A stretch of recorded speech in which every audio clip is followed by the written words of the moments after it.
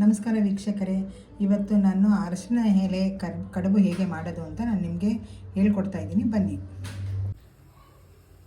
ಒಂದು ಬೌಲ್ ಬೆಲ್ಲ ಹಾಕಿದ್ದೀನಿ. ಬೆಲ್ಲಕ್ಕೆ ಎಷ್ಟು ನೀರು ಬೇಕು ಅಷ್ಟು ಪಾಕ ತಗೊಳ್ಳೋಕ್ಕೆ ನೀರು ಹಾಕಿದ್ದೀನಿ. ಇವಾಗ ಪಾಕ ತಗೊಳ್ತಾ ಇದ್ದೀನಿ, ಲೈಟಾಗಿ ಪಾಕ. ಈಗ ನೋಡಿ 5 ನಿಮಿಷ ಆಗಿದೆ. ಲೈಟಾಗಿ ನೋಡಿ, ಹಿಂಗೆ ಕೈಯಲ್ಲಿ ಹಿಂಗೆ ಇಟ್ಕೊಂಡು ಹಿಂಗೆ ನೋಡಿ ಲೈಟಾಗಿ ಪಾಕ ಬಂದಿದೆ. ಈಗ ಯಾವ ಬೋಲಲ್ಲಿ ಬೆಲ್ಲ ತೊಗೊಂಡಿದ್ದೀನೋ ಅದೇ ಬೋಲಲ್ಲಿ ತೆಂಗಿನಕಾಯಿ ಪೌಡ್ರನ್ನ ಹಾಕ್ತಾಯಿದ್ದೀನಿ. ಇದು ಸ್ವಲ್ಪ ತಿರುಗಬೇಕು ಚೆನ್ನಾಗೆ.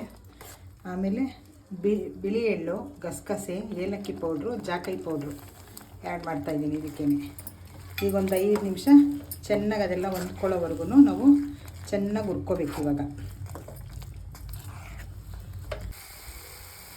ಹೀಗಾಗಿದೆ ನೋಡಿ, ಕ್ಲೀನಾಗಿ ಎಲ್ಲ ಬಿಟ್ಕೊಂಡಿದೆ ನೋಡಿ, ಎಲ್ಲೂ ಅಂಟ್ಕೊಂಡಿಲ್ಲ. 5 ನಿಮಿಷ ಪಾಕ ಆಗಿದೆ, ಹೂರ್ಣ ಆಗಿದೆ. ಇವಾಗ ನೆಕ್ಸ್ಟು ಕಡುಬಿಗೆ ಹಿಟ್ಟಿಗೆ ರೆಡಿ ಮಾಡ್ಕೊಳ್ಳೋಣ. ಈಗ ಕಡುಬಿಗೆ ರೆಡಿ ಮಾಡ್ಕೊಳ್ತಾ ಇದ್ದೀನಿ. 1 ಗ್ಲಾಸ್ ನೀರು ಹಾಕ್ತಾಯಿದ್ದೀನಿ.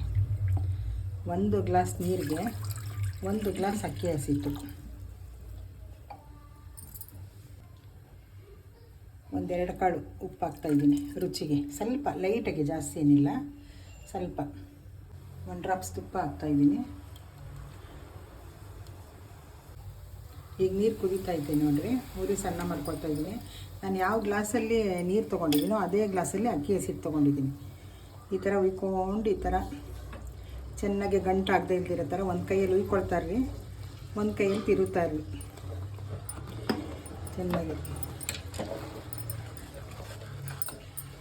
ನೋಡಿ ಈ ಥರ ಚೆನ್ನಾಗಿ ಕ್ಲೀನಾಗಿ ಗಂಟಾಗದೆ ಇಲ್ದಿರೋ ಥರ ಚೆನ್ನಾಗಿ ತಿರುಗ್ಕೋಬೇಕು.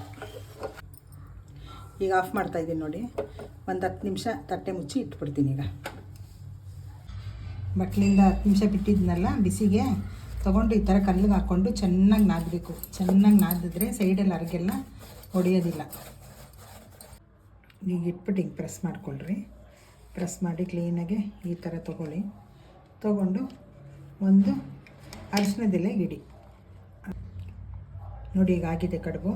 ಈಗ ಟರ್ಮರಿಕ್ ಲೀವ್ಸು ಆ್ಯಂಟಿಸೆಪ್ಟಿಕ್ಕು ಎಲ್ಲ ಒಳ್ಳೆಯದು, ಅವಾಗವಾಗ ತಿಂತಾರ್ರಿ. ಈ ಥರ ಇಟ್ಬಿಟ್ಟು ಇಡ್ಲಿ ಪಾತ್ರೆಯಲ್ಲಿ ಹಬೆಯಲ್ಲಿ ಬೇಯಿಸ್ತೀನಿ.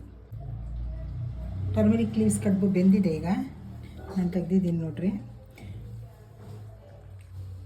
ಎಷ್ಟು ಚೆನ್ನಾಗಿರುತ್ತೆ ಗೊತ್ತಾ. ಪ್ರತಿಯೊಬ್ಬರು ತಿನ್ನಿರಿ. ಕರಳಲ್ಲಿ ಏನೇ ಇದ್ರೂ, ಸಮಸ್ಯೆ ಇದ್ರೂ ಕ್ಲೀನಾಗಿ ಕ್ಲಿಯರ್ ಆಗುತ್ತೆ.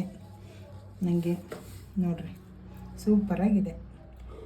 ದಯವಿಟ್ಟು ನೀವು ಸವಿದು ಹೇಗಿದೆ ಅಂತ ನೀವು ಮನೆಯಲ್ಲಿ ಮಾಡಿ ನನಗೆ ಕಾಮೆಂಟ್ ಮುಖಾಂತರ ತಿಳಿಸಿ. ನನ್ನ ಚಾನೆಲ್ ಅನ್ನ ಪರಬ್ರಹ್ಮ ಸ್ವರೂಪಂ ಚಾನೆಲ್ಗೆ ಸಬ್ಸ್ಕ್ರೈಬ್ ಮಾಡಿ, ಲೈಕ್ ಮಾಡಿ, ಶೇರ್ ಮಾಡಬೇಕಾಗಿ ಕೇಳ್ತಾ ಇದ್ದೀನಿ ನಿಮ್ಮ ಹತ್ರ ವೀಕ್ಷಕರಲ್ಲಿ ಮನವಿ.